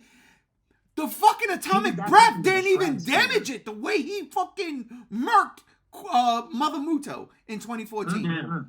So this thing is a little tougher than that, but the fact Godzilla dispatched it with no problem, I am behind it. Godzilla coming out of that portal though was something to behold. That was like the king. Oh yeah, him descending from the heavens. Yeah. I tell you, if there's one thing Legendary gets 1000% right, it's Godzilla's roar. So hearing that when oh my God, man, I tell you, I love you, Toho. I love you. I love you -1. But for the love of God, when Legendary Godzilla comes out and he hits that fucking roar high and then the bellow at the end, man. That's why I got so emotional. I was like, this is like God just walking through the rays. So speaking of emotional, I gotta put this out there. I really choked up. I can't even tell you how much. I was sitting there like, ow. I had my headphones on, right? Because for whatever reason, my PS5 and Apple TV give me low sound when I play it, outside. So I had to put weird. Yeah, I know. It pisses me off. So I put it on my headphones so I can hear everything. I know why. What's that? It was the same reason I was having when I watched the first 3 episodes at my buddy's house. They have it, the audio format to Dolby Atmos only. And I don't have Dolby Atmos. Okay. Yeah, because my buddy doesn't have Dolby Atmos. My headphones and the setup that I have connected to my computer does. My headphones has Dolby Atmos. Holy shit. Thank you, JR. Oh, yeah, no, it was actually something I was going to point out. The audio issues I was having with those first 3 episodes, I ironed out when I watched the rest of the season. Because I figured out how to tweak it on my end. It has Dolby Atmos. So we've had pretty solid sound quality. Yeah, so I will say I choked up. Xbox. Seeing Keiko and Shaw meet again. Oh man, that one hit me. I can't lie. I was sitting there like, oh, I'm glad I got the headphones on. I don't know what my wife was thinking when the way I was screaming out. That hurts. Oh, why? This stupid ass random shit, right? That's what I was doing. But again, like I said before, it was this poetic justice. I fucking loved it. I loved when he turns around. The tears coming down her face. Don't get me wrong, Kurt Russell's old. I love Kurt Russell. I really, really do. And it wasn't the best acting, right? But at the same time, I totally bought it. It's pretty damn good. Yeah, we're pretty No, go watch it again. It is. Oh, dude. She's doing it. When Go ahead. She's doing it, and he's hamming it up. It's Yeah. so To funny. be fair, he You has wanna see earned that him- right. You want to has talk earned the about right to be a little a hammy. cry that's bad is when you watch Tombstone and Kurt Russell goes and cries when Oh my all of his God. friends die Oh. and the rain's coming down and he's just looking into the sky and goes, "Ah!" Look, nothing can be with God. What Godzilla -1 was when Godzilla Some destroys. people ugly cry, okay? Ginza. But no, hold on. Speaking of emotional, the whole thing, Kate's entire arc came full circle when she just sat down and convinced her grandmother, "You're coming the fuck with us. You're not staying behind." The only thing I Yeah. wish she had said in that moment is our family is broken enough. That was great. Absolutely agree with you, Cruz. That was great. I gotta be honest. I'm gonna side with JR here. At the end of the day, I could give two shits about Kate. I could give two shits about May. I can't lie. I did like Kentaro, and we didn't talk about this. I did like Kentaro confronting his confronting father. his old man, We going need like, to talk about that. "Dude, our family's dead and it's your fault." And it's your He fault. My came around. sister is dead, and And it's it's your your fault. That was See, and great. that's what's interesting. I started to feel for him more in this episode because they actually completed his arc. His arc's done. Yes. Dude, Yes! Kentaro's mom That's it. putting the keys, No, the slamming, ring. Yeah, the ring, slamming the wedding ring into his box and saying, "When you get to where you're going, call Kentaro." Hey, real Don't quick, call me." real quick. You know what his mom's name was, right? Yes, Emiko. Emiko. Emiko. I was like, Yeah. I get you. Love her because she was the absolute best actress in this, despite the fact that she was hardly in it. And I'm gonna say it just I can out of see that. nowhere, I can see that. and I'm gonna say it because she really betrayed how women are in Japan. They are very formal, they are very educated, they are very reserved, and they are never ever cause of the conflict. They are usually the one to end it. And I love that about this character. She is not starting conflict with her ex-husband when she gives him that ring. She is saying, "You talk to your son.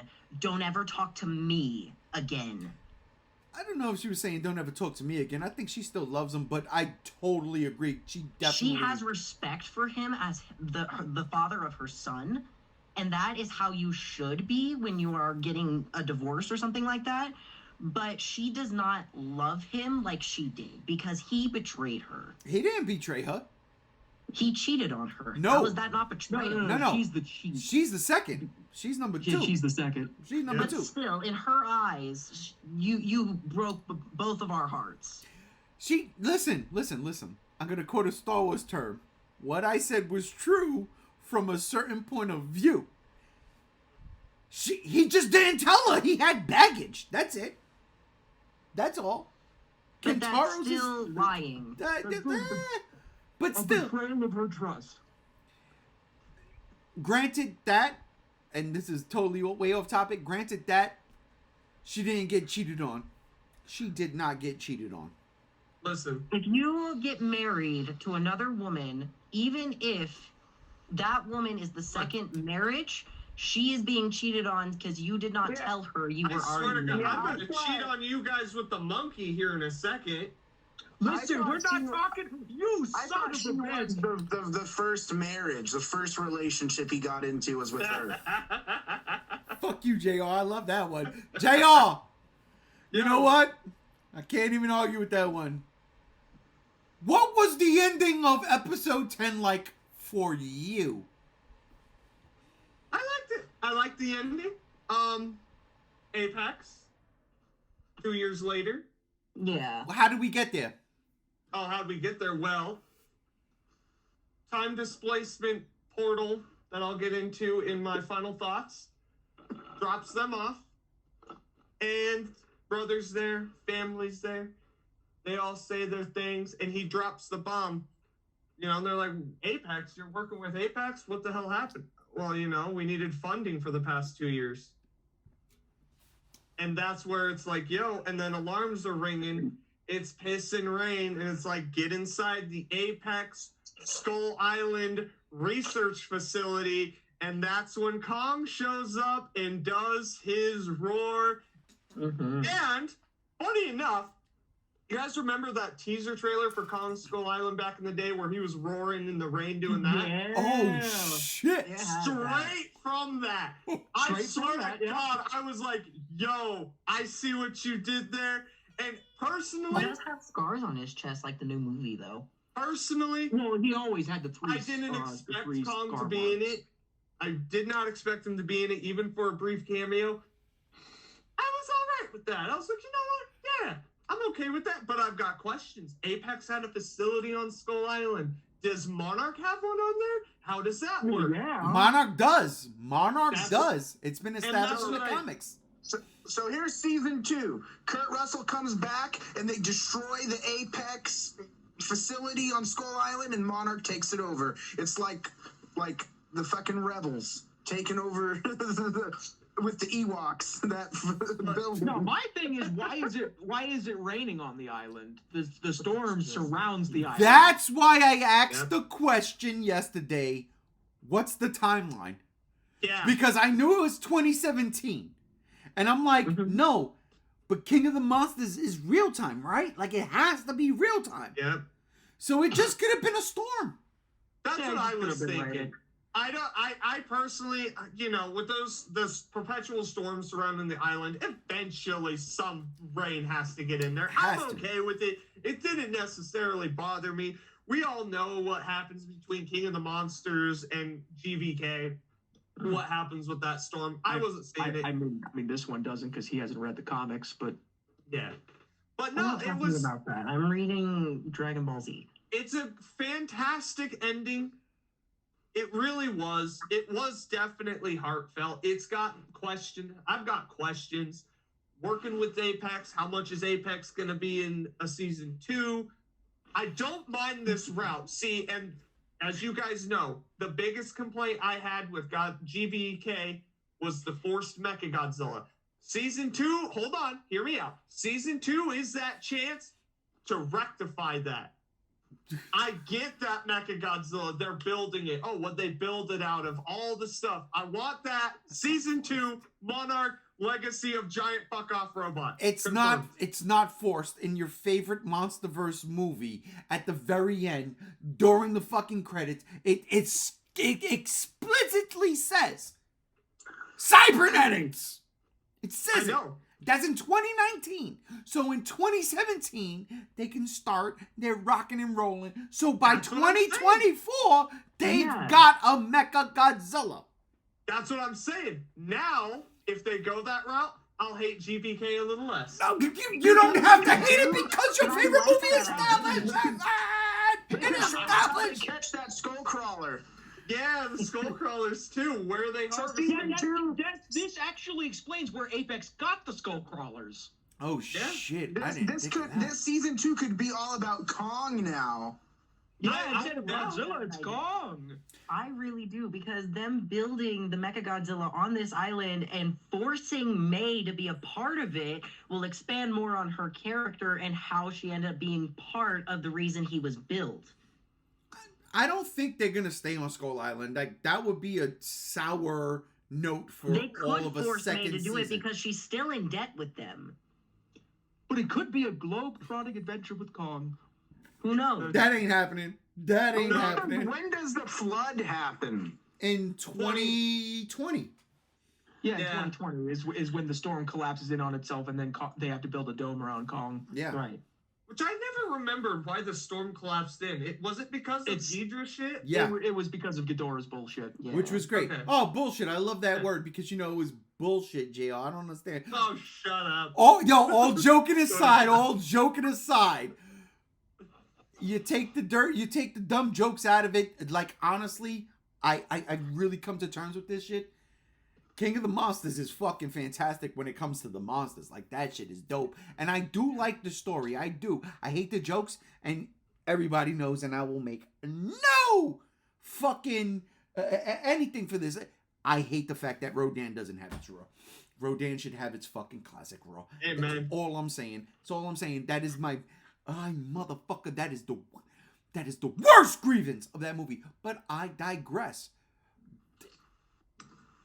Episode 10, Chase. What's your final thoughts?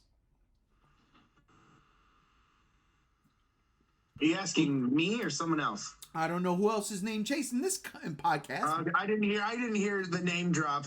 My bad, brother. My bad. I'm deaf, you know that. Final thoughts. You know, I'm excited for what season 2 potentially can pull off. I don't feel like Kurt Russell's gone. I feel like they're gonna have him come back. If they do have him like dead, then fine. It's just kind of sad because he was kind of my favorite thing of the show next to when Godzilla was on.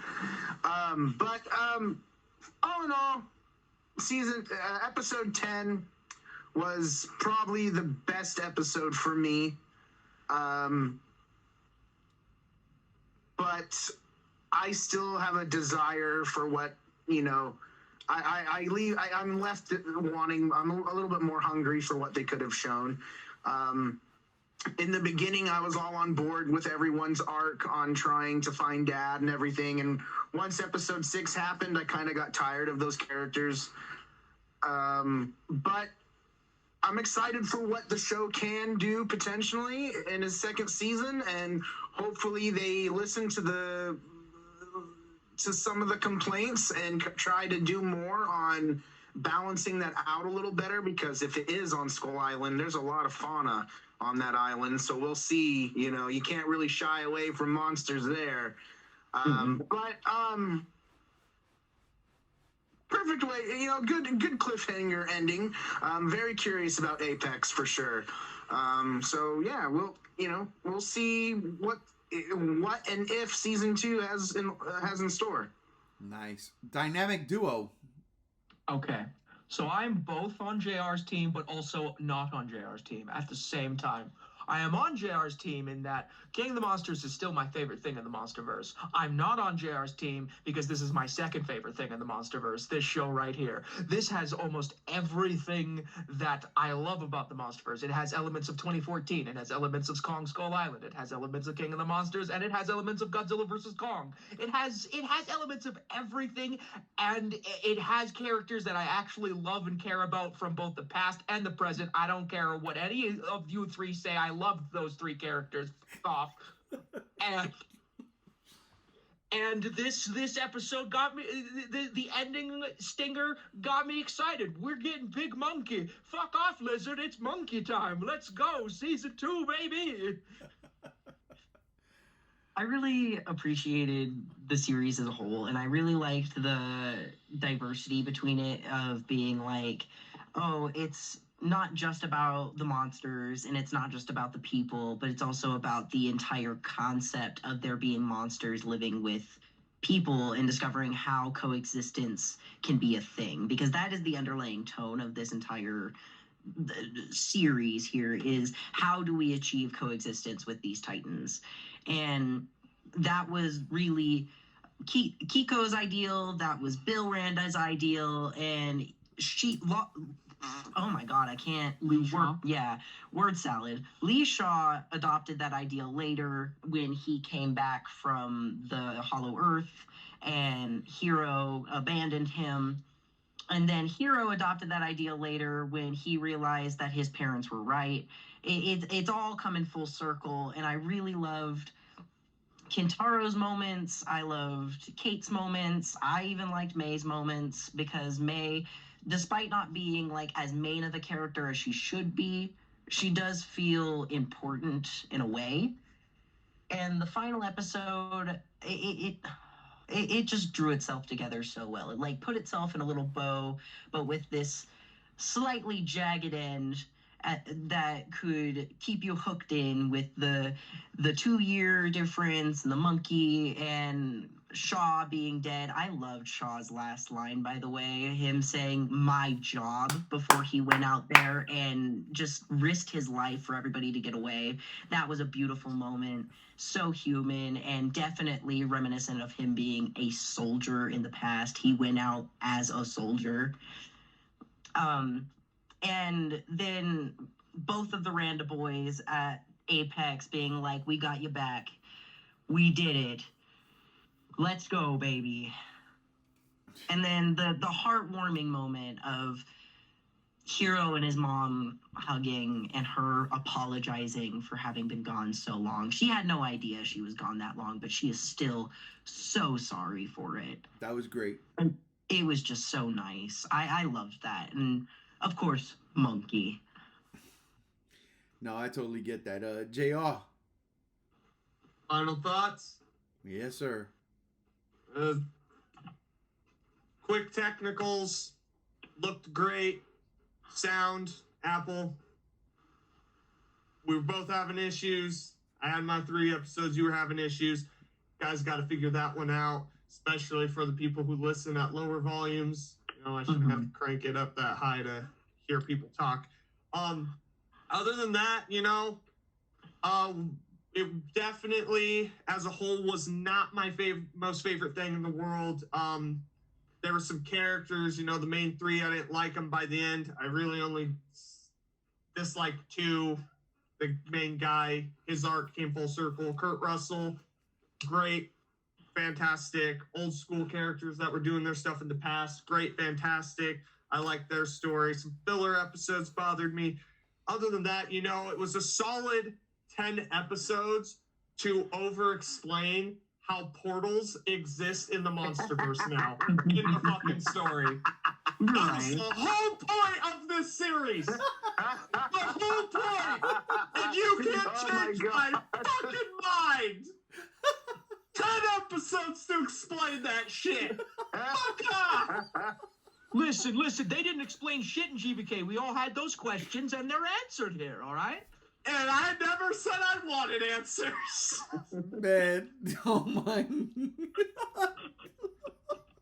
I got a speculation here. You know, in the trailer of New Empire, they show 5 people in part of this crew walking through Skull Island or the Hollow Earth. Speculation? You know where I'm going? You're shaking your head? Kurt Russell's that 5th person. They find him. He's helping them go through the Hollow Earth. That'd be kind of cool. That'd be kind He's of the cool. mystery character. Seeing Kurt Russell in GXK. Hang on a minute. And that's why this show came out before New Empire. They wanted to have that so people could see it. Yep, that's what's going to happen. Okay, now, all right, I'm going to get my final thoughts in, but you kind of just changed my train of thought. Because I have here very, very vague, okay?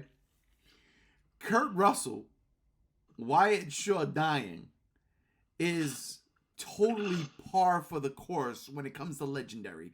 They love killing off these random main They're characters. killing off old people. It's not old. They're not old. They're not old.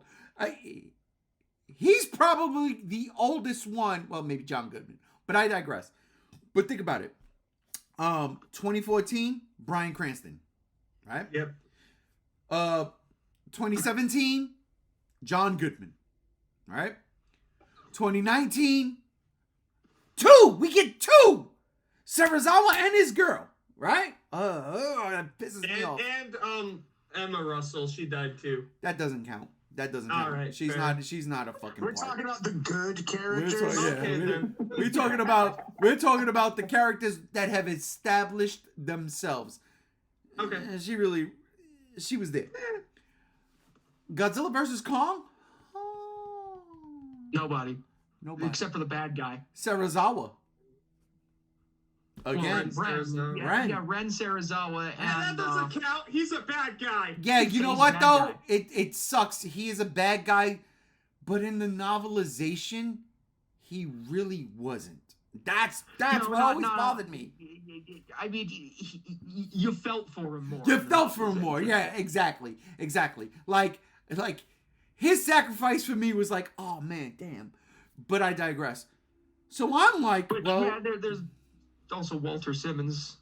I guess we want to count him too. nah, but he was a dick. He was a dick. He was doing it for the money. Well, yeah, of course. So he was a I dick. love how they name dropped him in episode 7, by the way. Yeah, but again, if people don't know, then they don't even know who Walter is. They understand Apex if they understand the Monsterverse. But again, that's not what we're talking about. Kurt Russell in episode 10 would be fitting for a death because of what we've seen before with these A-list actors. It's true. But then Chase goes ahead and says, what if? And I'm like, motherfucker.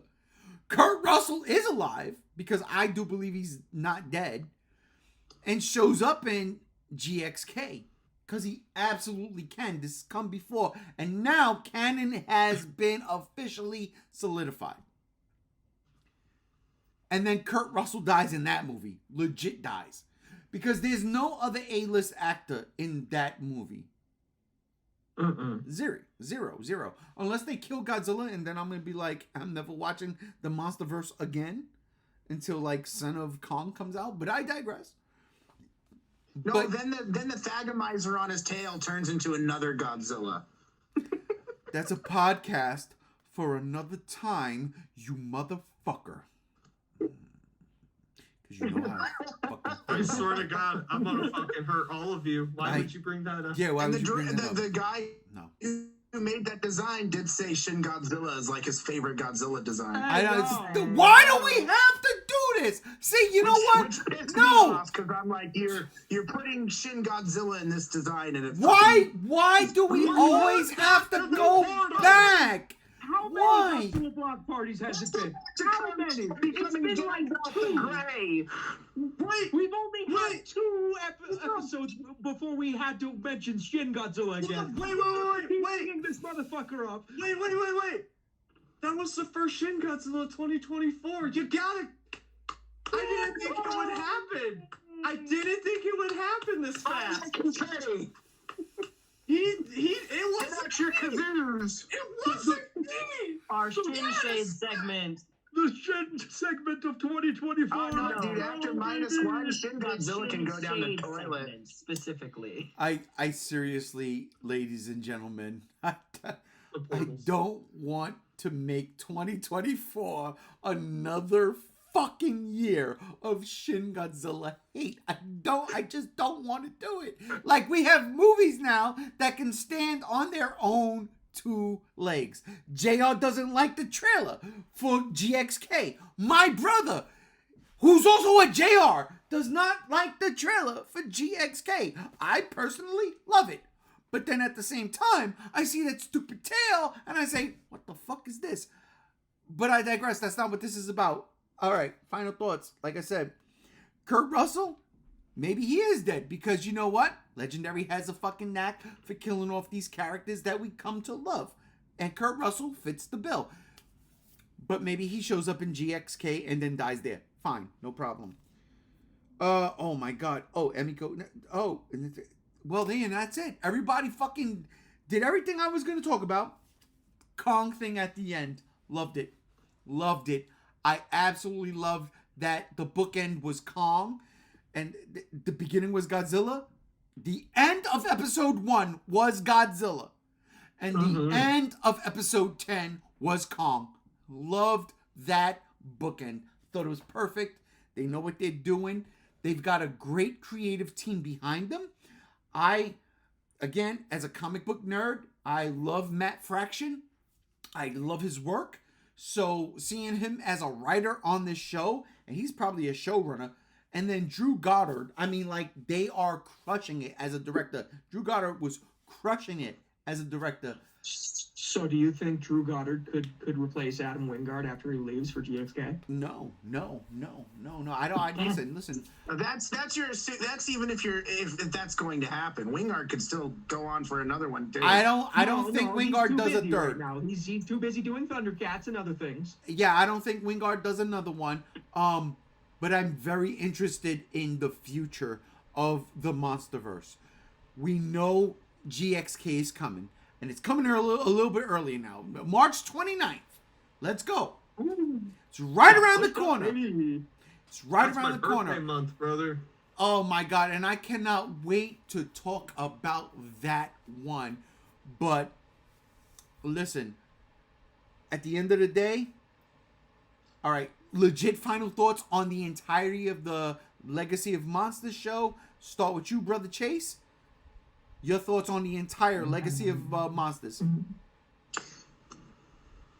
It's a good footnote to get into what they're trying to establish, and I hope season 2 delivers on that. I give it 8 out of 10. Perfect. The dynamic duo. Final thoughts on the entirety. I already did my final thoughts on the entirety. I did my whole spiel about how he feels like everything in the Monsterverse just in a TV show.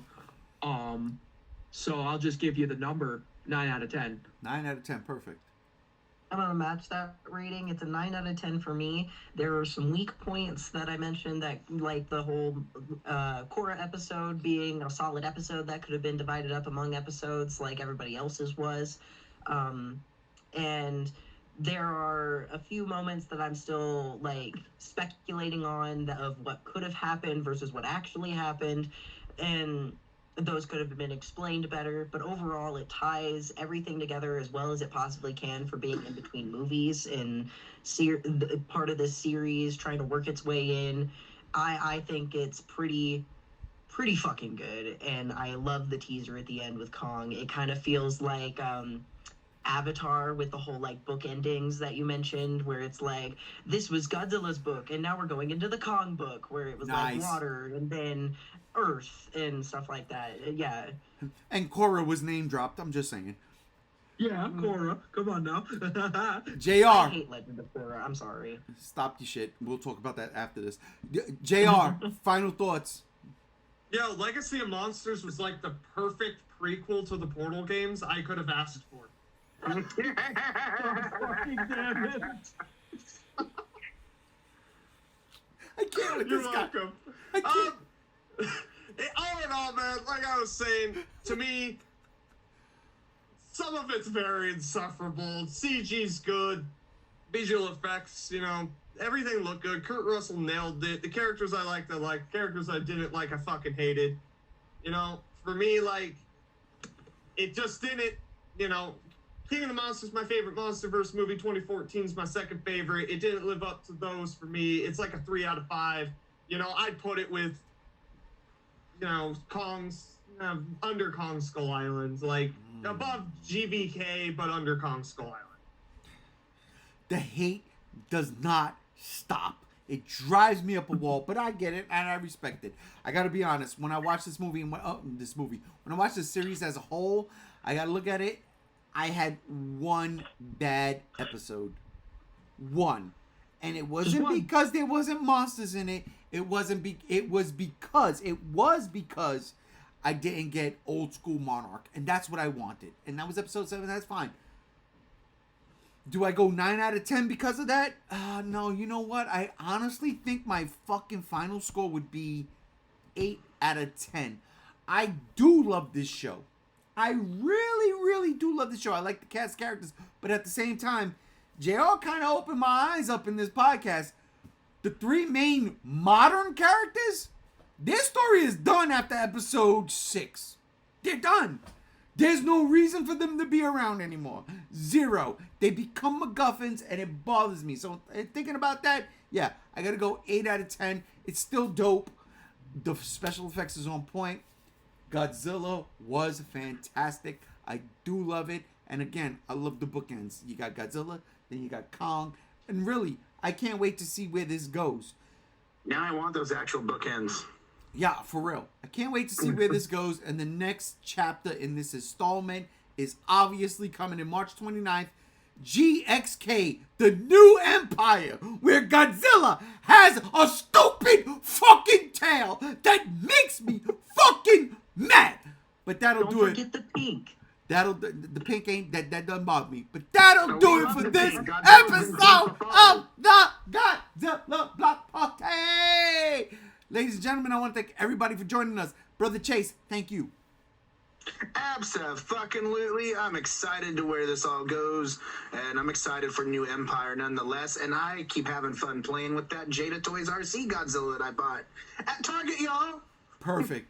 JR, thank you for joining us. Listen, quick announcement.